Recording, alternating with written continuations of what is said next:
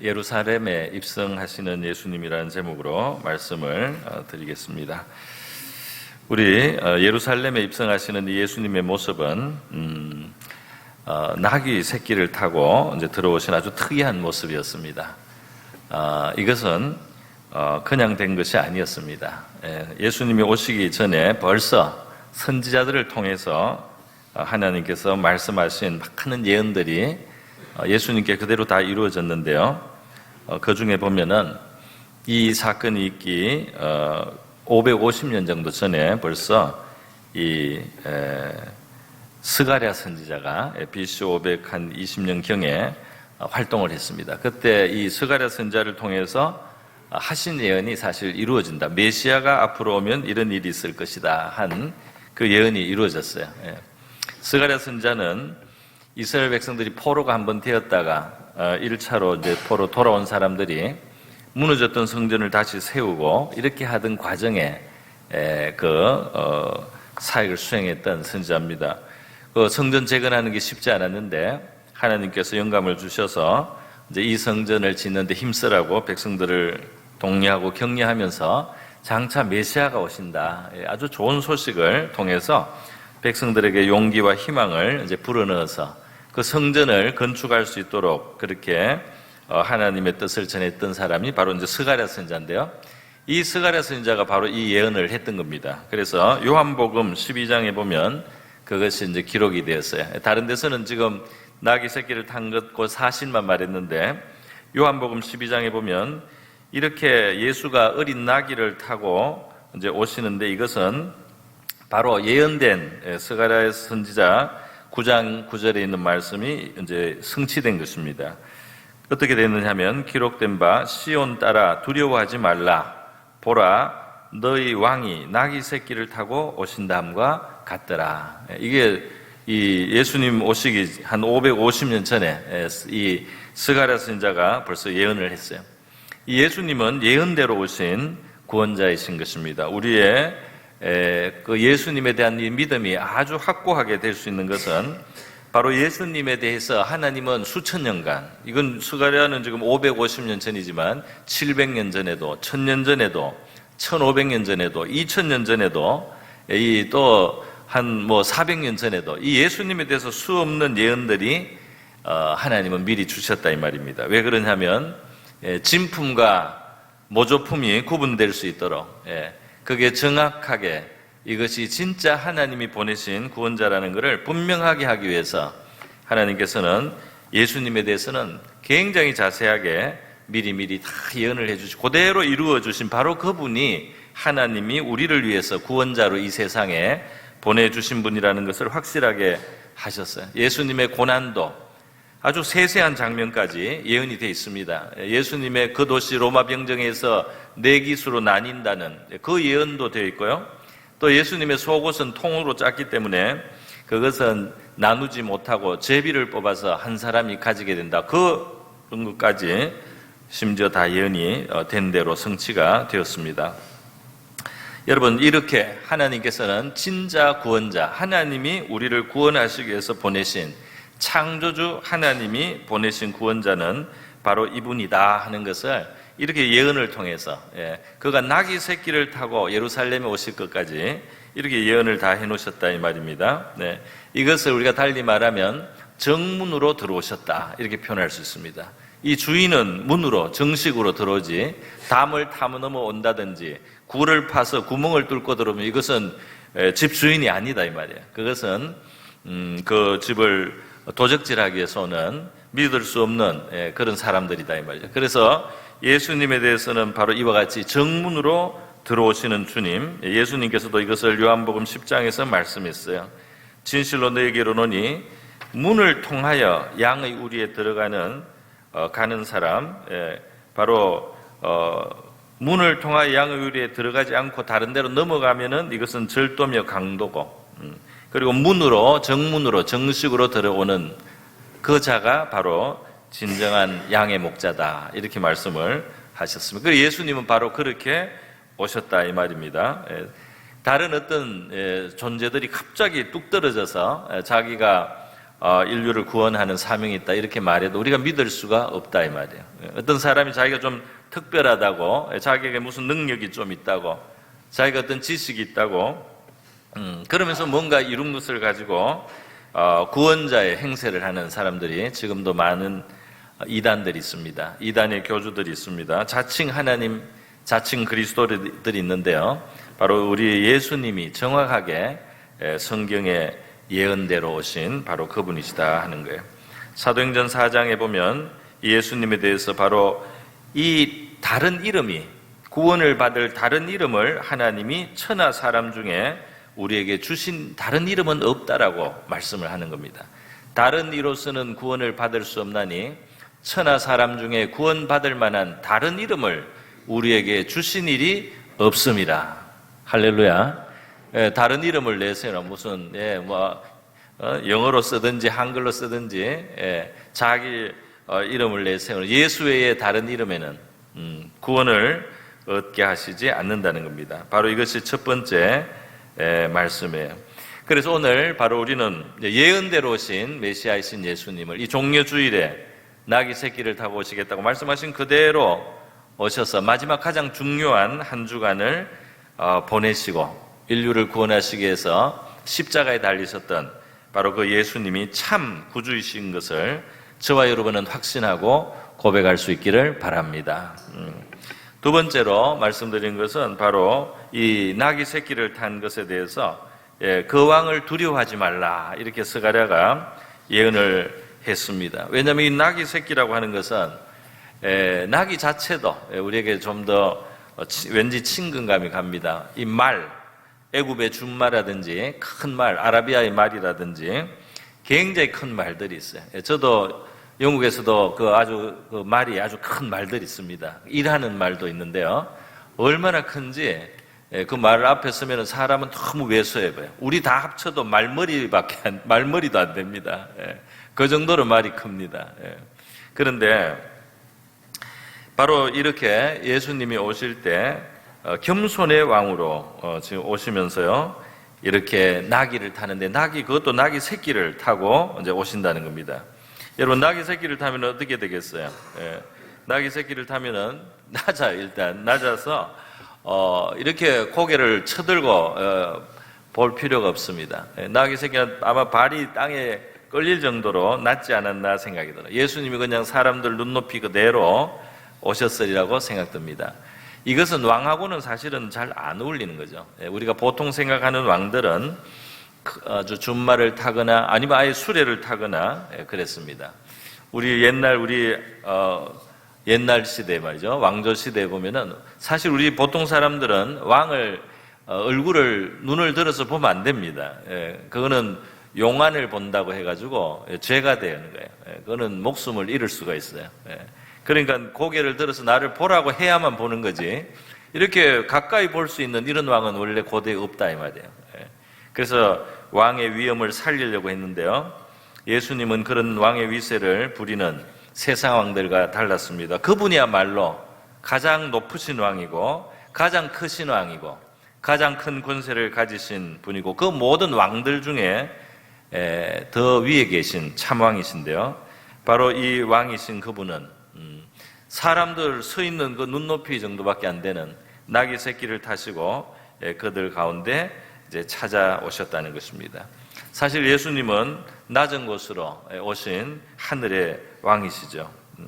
그래서 이 예수님께서 낮은 곳으로 내려오셔서 바로 죄 가운데 있는 우리를 구원하려고 낮은 곳으로 내려오신 주님은 이 세상에서 섬김을 받거나 높아지려고 오신 것이 아니고 오히려 섬기고 자기 목숨을 주시기 위해서 오신 참 왕이셨습니다. 그래서 이 다른 왕들의 모습하고 너무 다른 모습으로 이제 오신 것이죠. 사실 우리가 보면 예수님에 대한 그 기록에 보면 어린아이들도 예수님 앞으로 나오면 예수님이 그걸 받아주시고 축복해 주시고 했다는 거예요.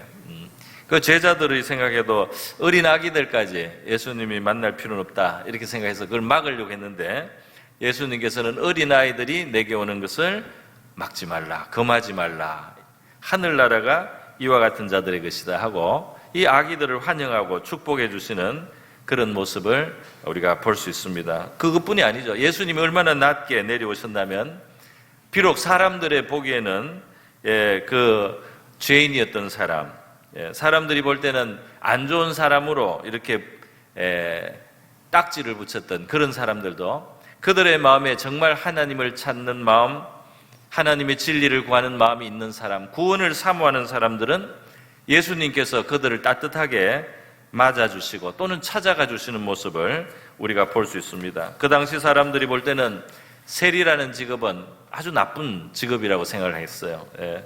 그래서 세금을 받아서 로마에 바치고 이익을 중간에 남기니까 세리는 그냥 그 자체로 사람들은 무조건 죄인이다 이렇게 생각을 했는데, 예수님은 그 세리들 가운데도 마태를 불러서 12제자 중에 한 명을 삼고 또 세리장이었던 삭개오를 예수님이 그 영혼에 있는 소원과 간절한 마음을 보시고 그 삭개오를 있는 곳에 오셔서 그 이름을 부르시고 그 집에 거하시면서 그를 구원으로 인도하시는 이런 모습을 볼 수가 있습니다. 뿐만 아닙니다. 사람들이 볼 때 다 죄인인 부끄러운 과거를 가졌던 수가성 여인에게도 예수님은 대화를 하시고 그 여인에게 구원받을 수 있는 그 가능성을 알려주셨어요. 그래서 그 여자가 기쁨으로 그 성에 돌아갔습니다. 그 여자의 마음속에 있는 인생의 목마름이 깊이 있었어요. 그런데 예수님은 그것을 예수님이 채워주실 수 있다는 것을 알게 하신 것입니다. 여러분, 어떤 사람은 또 눈물을 흘리면서 예수님의 발에 눈물을 흘리고 머리털로 발을 닦고 그 발에 입을 맞추면서요, 예수님을 통해서 나타나는 하나님의 용서에 대해서 감사를 드렸어요. 다른 사람들은 보고 저 여자는 과거에 죄를 많이 지은 여자다, 그래서 아주 끓이는데도 예수님께서는 그 여자를 인정을 해주시고 말이죠. 그리고 정죄하지 않으시는 그런 모습으로 낮고 천한 곳에 있는 사람들을 가까이 다가와 주시고 그들을 구원하시는 바로 그런 인자하신 모습을 보여주신 것입니다. 그래서 오늘 우리 나귀 새끼를 타고 오신 예수님, 바로 이 예수님은 저와 여러분에게 눈높이를 해주셔서 우리의 그 속사정과 우리의 어려운 형편, 우리의 괴로움, 우리의 탄식을 헤아려 주시는 예수님이신 줄 믿습니다.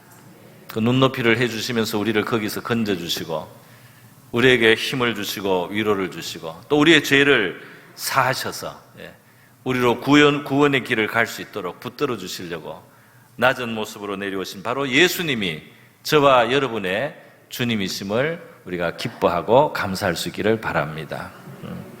마지막으로 드리는 말씀은 바로 이 예수님이 오늘 예루살렘에 들어오시는 이 모습을 보면요, 28절에 보면 굉장히 의욕적으로 들어오신 것을 볼 수가 있어요. 28절에 보면 예수님이 이 말씀을 하시고 예루살렘을 향하여 앞서서 가시더라 그랬어요. 앞서서, 제자들보다 더 앞장서서 평소에 하고 조금 다른 느낌이 있습니다. 이 말씀을 하셨다고 하는데 이 말씀은 그 앞에 보면 예수님이 마지막 날 심판의 임금이라는 거예요. 예수님이 자기가 왕이라는 의미를 담은 비유를 말씀하시고 지금 앞서서 오신다 이 말입니다. 비록 왕이시지만은 예수님은 이렇게 지금 구원하시기 위해서 나귀 새끼를 타고 이렇게 겸손한 모습으로 이제 들어오시는데요, 앞서서 오셨다.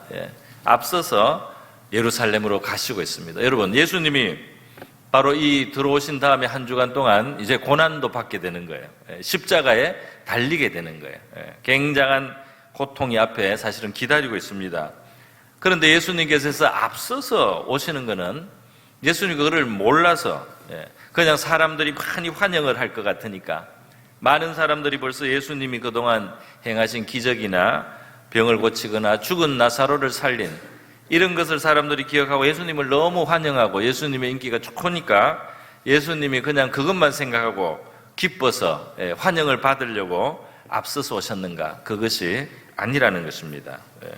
예수님은 지금 가서 이제 내가 이 많은 사람들이 나를 따르고 나를 옹위해서 나를 왕으로 삼을 것이다, 이렇게 생각했기 때문에 지금 이렇게 앞서서 아주 적극적으로 그런 모습으로 예루살렘에 가는 게 아니다 이 말이에요. 예수님께서는 사실 이 다음에 있을 그 고통스러운 일들을 알고 계십니다.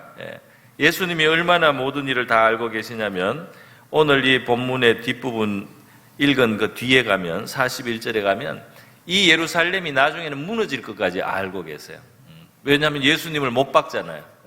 예수님을 거절하고 예수님을 핍박했고 또 믿는 사람들을, 교회를 핍박하는 이러한 일들이 있는 걸 예수님이 내다보시고 있습니다. 그래서 예수님이 그 예루살렘을 가셔서 보시면서요, 눈물을 흘리셨다고 되어 있습니다. 눈물을 흘리시고 우시는 모습까지 성경은 다 말씀을 하고 있다 이 말이에요. 가까이 오사 성을 보시며 우시며라고 41절에 말해요. 이 지금 평화의 왕이 왔는데 그것을 너희들이 제대로 이해를 했더라면 참 좋을 뻔했는데 너희들이 이것을 지금 깨닫지 못하고 있다는 거예요. 나중에 여기에 원수가, 나중에 로마 군대가 와서 토둔을 쌓고 사면으로 가두고, 그리고 여기 아주 그냥 심판이 이 성에 임하게 된다. 이것은 바로 이 메시아를 그들이 십자가에 못 박기까지 하고, 그리고 그 믿는 사람들을 핍박하는 그 하나님 앞에서의 잘못을 인해서 그런 결과가 이 도시에 올 거라는 예수님 다 알고 계신다 이 말입니다. 자, 그런데 여러분, 이런 것을 아시면서도 예수님께서 지금 이렇게 앞서서 오신다는 것은 무슨 말입니까? 이 말씀은 마가복음 10장에도 있어요. 마가복음 10장 32절 이하를 보면 이렇게 되어 있습니다. 예루살렘으로 올라가시는 길에 예수께서 그들 앞에 서서 가시는데 그들이 놀라고 따르는 자들은 두려워하더라. 뭔가가 이상해요. 그래서 제자들이 뭔가 이 두려움이 생겨요. 이에 다시 12제자를 데리시고 자기가 당할 일을 말씀하셨다 그랬어요. 당할 일이 뭡니까? 보라, 우리가 예루살렘에 올라가노니 인자가 대제사장들과 서기관들에게 넘겨짐에 그들이 죽이기로 결의하고, 예수님을 이방인에게 넘겨주겠고 이제 로마 총독에게 넘겨지죠. 그들은 능욕하며 침뱉으며 채찍질하고 죽일 것이나, 예수님의 이 죽음을 아시면서 지금 앞서서 가는 겁니다. 죽일 것이나 그는 3일 만에 살아나리라. 예수님은 그런데 이제 죽음이 끝이 아니고 부활을 지금 알고 계신다 이 말이죠. 부활을 알고 계세요. 참 놀라운 일입니다. 그래서 예수님은 고난의 길이지만 그것을 통해서 하나님이 이루실 일을 생각하고 또 그것을 통과해서 부활이 있다는 것까지 보신다 이 말입니다. 누가복음 9장에 보면 51절에는 또 이렇게 표현이 되어 있습니다. 우리 바로 이 누가복음의 앞부분인데요. 예수님이 이 예루살렘에 가는 건 고난받는 거, 부활, 또 그 다음에 있는 부활, 그것만 아시는 게 아니에요. 뭐까지 아시냐면 성천하실 것까지. 할렐루야. 부활해서 하늘에 올리신단 말이에요. 우리의 영원한 대제사장이 되셔서 우리를 영원히 구원하실 수 있는 분이 되는 그 성천하시는 데까지 간다 이 말이에요. 그래서 이 누가복음 9장 51절에는 예수께서 성천하실 기약이 차감해 이렇게 되어 있습니다. 하늘에 오르실 때가 되었기 때문에 이제 예루살렘을 향하여 올라가기로 굳게 결심하셨다. 그 과정에는 십자가가 있어요. 그러나 그것은 바로 하늘에 오르는 길이다 이 말이에요. 하늘에서 우리를 영원히 돌보시고 우리를 위한 제사장의 역할로 우리의 죄를 영원히 사하시고 우리의 영원히 우리의 보호자가 되실 수 있는 그 하늘의 권세 자리까지 예수님은 올라가신다 이 말입니다. 그런데 예수님 개인적으로 죽고 부활하고 성천하는 게 다가 아니죠. 바로 이 과정을 통해서, 그 희생을 통해서, 그리고 다시 부활하셔서 영원히 살아계심으로 우리의 구원이 이루어지게 된다 이 말입니다. 바로 그 고난을 통해서 우리의 죄는 청산이 되고, 그리고 영원히 또 부활하신 영원한 제사장이 되셔서 그 공로가 끊임없이 우리의 것으로 적용될 수 있도록 해주신다 이 말입니다.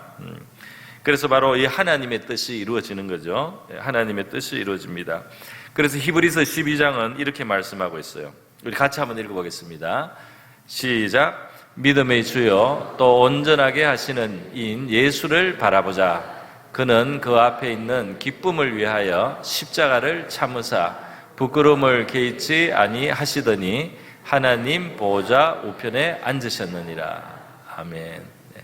여기 보니까 우리의 예수님은 그 앞에 있는 기쁨을 위해서, 기쁨을 보시면서 십자가를 참으셨다 이 말입니다. 이 기쁨은 바로 저와 여러분이 이 예수님의 십자가를 통해서, 희생을 통해서 우리의 죄도 용서받아서 잃어버렸던 하나님의 이 자녀들이 죄를 다 씻음을 받을 수 있게 되고, 우리가 영생을 얻도록, 천국에 이르도록 하는 구원의 문을 여시는 것, 그것이 주님의 기쁨이 된다. 우리가 구원받고 하나님의 자녀가 되는 것이 우리 주님의 기쁨이기 때문에 그 기쁨을 보시면서 십자가를 참으셨다 이 말입니다. 십자가에는 또 이게 벌거벗기고 죄인으로 그렇게 조롱당하는 부끄러움 있잖아요. 그런데 그 부끄러움도 개의치 아니하셨다 이 말이에요. 왜냐하면 그것을 참으시면은 우리가 구원을 받을 수 있기 때문에, 주님이 사랑하시는 우리가 구원을 받고 하나님의 자녀가 되고 영생을 상속하고 천국을 얻게 되기 때문에, 바로 예수님은 기뻐하시고 또 앞에 있는 그 소망을 보시면서요, 십자가를 참으시고 부끄러움도 개의치 않으셨다, 그렇게 말씀을 하고 있는 것입니다. 여러분, 그래서 바로 하나님의 뜻을 따라서 지금 그 고난의 쓴잔, 십자가의 길을 가시는 바로 그 예수님, 당장에는 사망이 있단 말이에요.